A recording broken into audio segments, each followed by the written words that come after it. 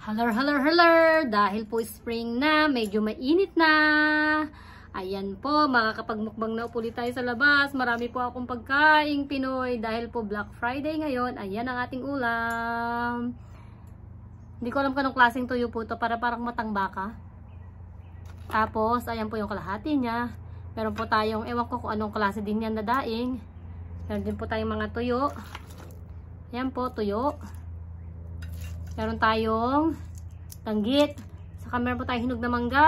At higit sa lahat, meron tayong sukang sausawan. Tara, kain po tayo. Meron pa pala ako nakalimutan. Meron po tayong saging na pinirito. Para din po itong saba. Hindi man siya, mukha siyang hindi saba, pero saba. Itong saba nila. Lasang saba naman. Ayan po, saka po ating sausaw suka. Excited na po talaga ako kasi gutom na ako. Hindi po talaga ako kumain ng karne buong linggo.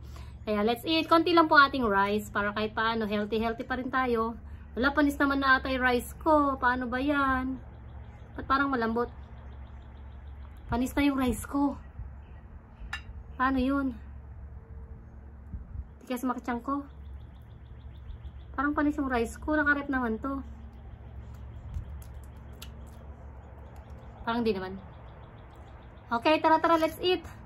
Hindi ko na lang kakainin yung mga malalambot na parte ng rice. Sarap. Meron po pa tayong buko para kasi maalat to, di ba? Meron tayong buko. Tapos may bawang din, kain tayo bawang. Harap ng bawang na hilaw.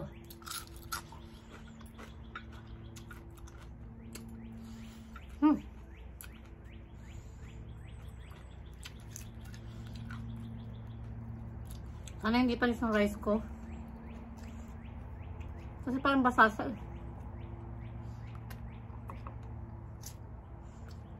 Kailan namang nakaready na ako, saka ko naman napansin. Tanggalin lang po natin iba, ha? Baka kasi panis eh. Sumakit pa yung tiyan ko. Yan. Tanggal ko na po yung panis. Parang naman kasi, sana pala pin-fried rice ko, no? Wala na kasing oras eh. Kalabanin na lang ng suka. Pagkasig lang ga. Pinas na pinas.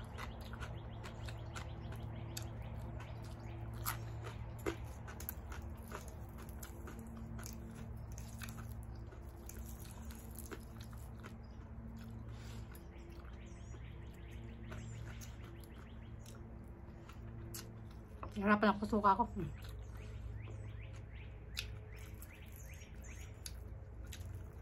Harap.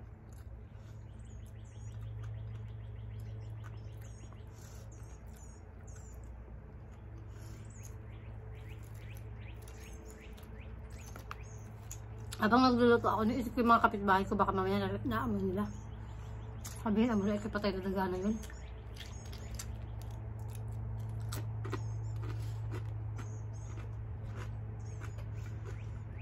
Sarap, grabe. Lutong-lutong.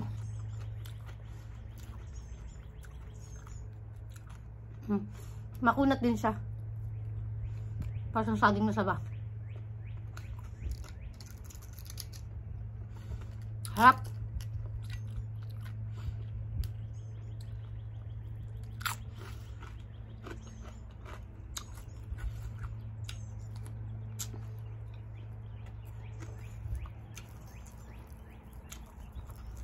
Wala kaming pasok ngayon sa trabaho. Kaya, kapag mukbang tayo, ito oras tayo magluto. Hindi naman masyadong malamig. Malamig pa rin, pero hindi naman masyadong ganun. Lalo pag nasa araw ka, hindi ka na malalamig yan. Kaya lang ako nagpangginaw kasi nasa lilim ako. Sarap.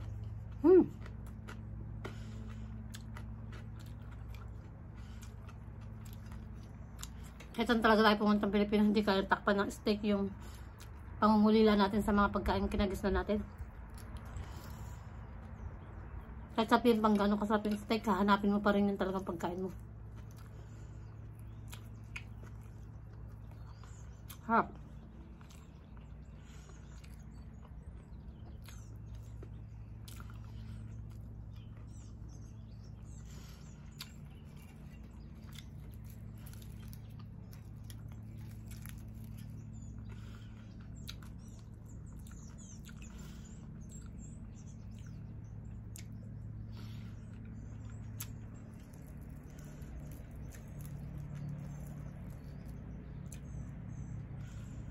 Kinakain ko yung bawang kasi masarap siya. Para pampatanggal high blood. Parang nabaho sa bibig.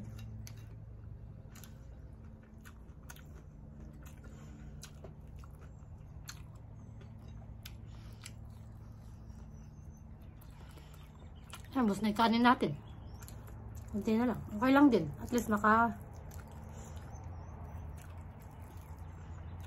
nagtats ako sa kain ng maraming kanin.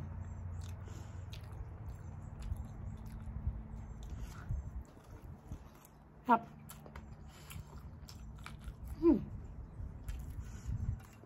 Kaya natin ito isang tuyo. Daing pala.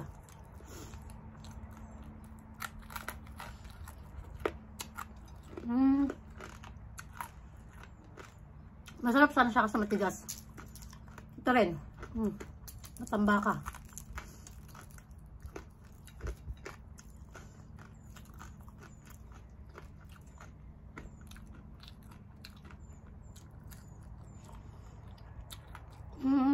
Masarap yung sakso. Maalat.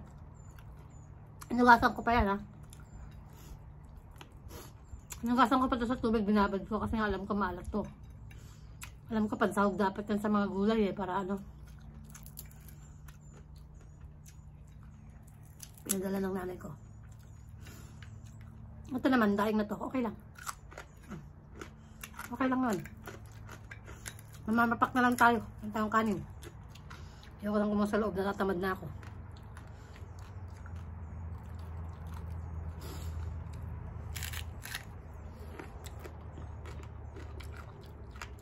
Kakatakot lang, parang makakaano siya.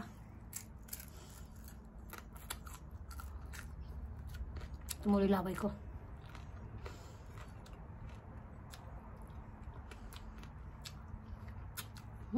Harap ng bawang.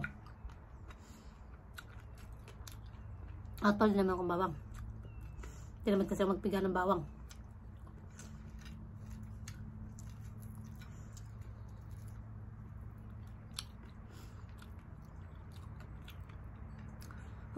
Ang hang ng bawang, ang hang. Hindi ako naglagay ng sili kasi naubo ko. Uubuhin na naman ako pag nagsili ako.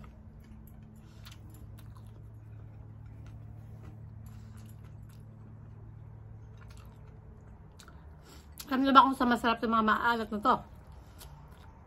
Sa gatas. Ay, may kanin ako dun. Yung fresh milk dito, ulam ko din. Para sa gatas ng kalabaw sa Pinas.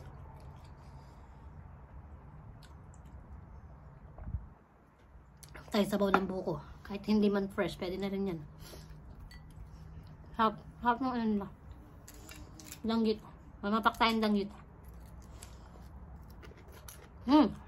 Sarap. Dati hindi ko gusto itong danggit na to kasi sabi ko, ano bang kinakain dito? Kasi parang ala naman. Kung pala kakainin mo lahat.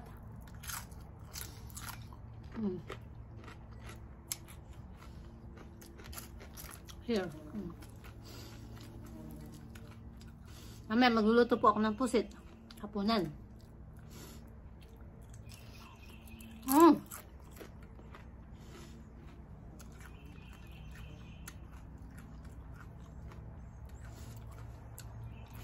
Natatakot lang din ako magkakain ng mga ganito kasi hindi ako dahan-dahan kumain. Parang natitinik ako. Kasi balasubas akong kumain eh. Hindi ako dahan-dahan. Para akong palaging mauubusan. Ganun ako kumain.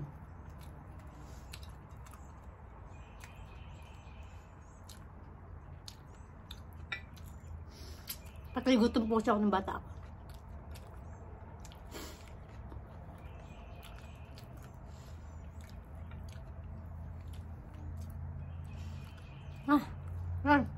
Hot.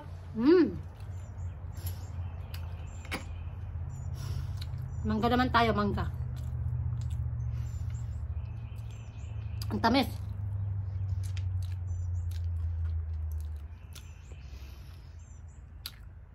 Ang tamis po.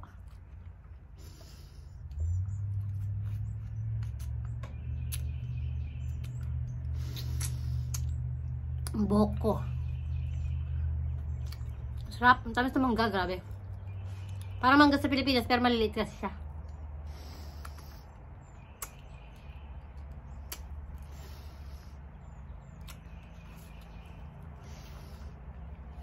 Okay, yan na po ang ating little mukbang for today. Thank you, thank you. Happy Easter, happy Black Friday.